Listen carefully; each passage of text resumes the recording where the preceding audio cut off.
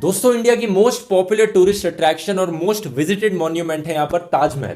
ताजमहल में हर साल 8 मिलियन लोग दुनिया भर से इसे देखने आते हैं, लेकिन सिर्फ और सिर्फ 25 करोड़ रुपए ईयरली रेवेन्यू जनरेशन होता है इन सारे टूरिस्ट से यहाँ पर। अगर हम ब्रॉड सेंस में देखें, अगर स्टैच्यू ऑफ यूनिटी ताजमहल जितना भी पॉपुलर हो जाता है तो सिर्फ और सिर्फ 25 करोड़ रुपए पर ईयर कमा पाएगा, यानी कि 120 ईयर्स इसे लग जाएंगे 3000 करोड़ रुपए की कॉस्ट को ब्रेक इवन करने में यहाँ पर। लेकिन हम थोड़ा यहां पर और स्पेसिफिक्स में जाते हैं। स्टैच्यू ऑफ यूनिटी कोई ताजमहल तो है नहीं। मुझे नहीं लगता दोस्तों ताजमहल में जितने भी विजिटर्स आते हैं उसके 10% भी हर साल स्टैच्यू ऑफ यूनिटी में आ सकते हैं। यानी 1 मिलियन विजिटर्स हर साल स्टैच्यू ऑफ यूनिटी में भी आ गए तो मुझे बड़ा आश्चर्य होगा यहां पर देखकर। नमस्कार दोस्तों, आप सभी का स्वागत है आपके अपने YouTube चैनल पे। आपने अभी एक छोटी सी वीडियो क्लिप देखी होगी। उस वीडियो क्लिप में एक व्यक्ति जो चर्चा कर रहा है स्टैच्यू ऑफ यूनिटी के बारे में। दोस्तों, उन व्यक्ति का नाम है ध्रुव राठी। ध्रुव राठी तथाकथित सोशल मीडिया अर्थशास्त्री। सोशल मीडिया अर्थशास्त्री मैं क्यों कह रहा हूं, उसके पीछे का एक बहुत बड़ा कारण है। उन्होंने अपना एक आर्टिकल लिखा था, वो स्क्रीन पे आपको दिख रहा होगा। उस आर्टिकल में उन्होंने कहा था और उन्होंने एक यूट्यूब पे वीडियो भी पोस्ट की थी कि स्टैच्यू ऑफ यूनिटी कभी आगरा के ताजमहल से ज्यादा रेवेन्यू जनरेट नहीं कर पाएगी और लोग वहां नहीं पहुंचेंगे। और उसको कवर करते करते रेवेन्यू जितना उस पे लगा है, इन्वेस्ट हुआ है भारत सरकार ने, भले ही किसी भी पॉलिटिकल व्यू के लिए भारत सरकार ने उसको बनाया हो, लेकिन ध्रुव राठी का एनालिसिस वहीं पे फेल हो जाता है जब एक रिपोर्ट आती है, रिपोर्ट स्टैच्यू ऑफ यूनिटी से, जहां पर विजिटर्स की संख्या लगभग 26 लाख है।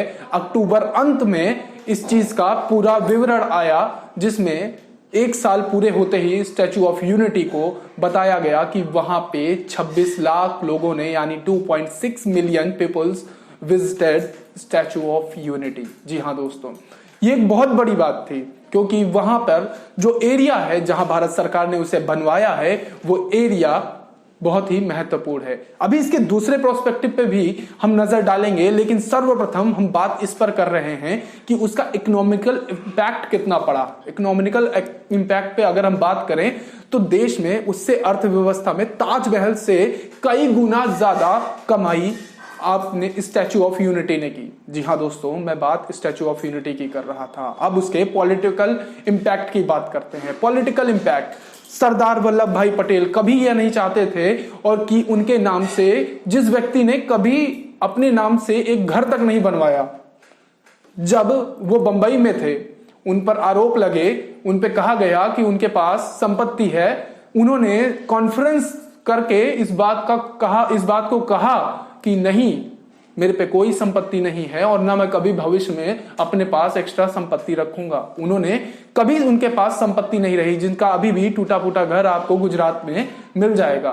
लेकिन दोस्तों, आज उनके नाम पर कितना बड़ा पॉलिटिकल कवर किया जा रहा है, कितना बड़ा पॉलिटिकल इंपैक्ट डाला जा रहा है। जो सरदार पटेल कभी ये नहीं चाहते थे कि उनके नाम से एक चीज बने बस। लेकिन अगर एक चीज आप और जरा विचार करिएगा कि कहीं सरदार पटेल जहां राष्ट्रीय स्मारक नहीं है इस देश की धरती पर उनके नाम से, क्या वो राष्ट्रीय स्मारक नहीं होना चाहिए था? ये मूर्ति बनाने से पहले इस देश की सरकार को यह नहीं सोचना चाहिए था कि देश के जहां सभी महापुरुषों, देश के बड़े बड़े राजनीतिज्ञों के जहां राष्ट्रीय स्मारक बनाए गए, क्या सरदार वल्लभ भाई पटेल का राष्ट्रीय स्मारक नहीं होना चाहिए था? ये सवाल आपसे है। इस सवाल के साथ आपको छोड़ते हुए मैं आज आपसे अलविदा चाहूंगा और आपको इस सोचने पर जरा गौर कीजिएगा, इन बातों पर जरा अपना तथ्य रखिएगा कमेंट बॉक्स पर। आज के लिए बस इतना ही। नमस्कार।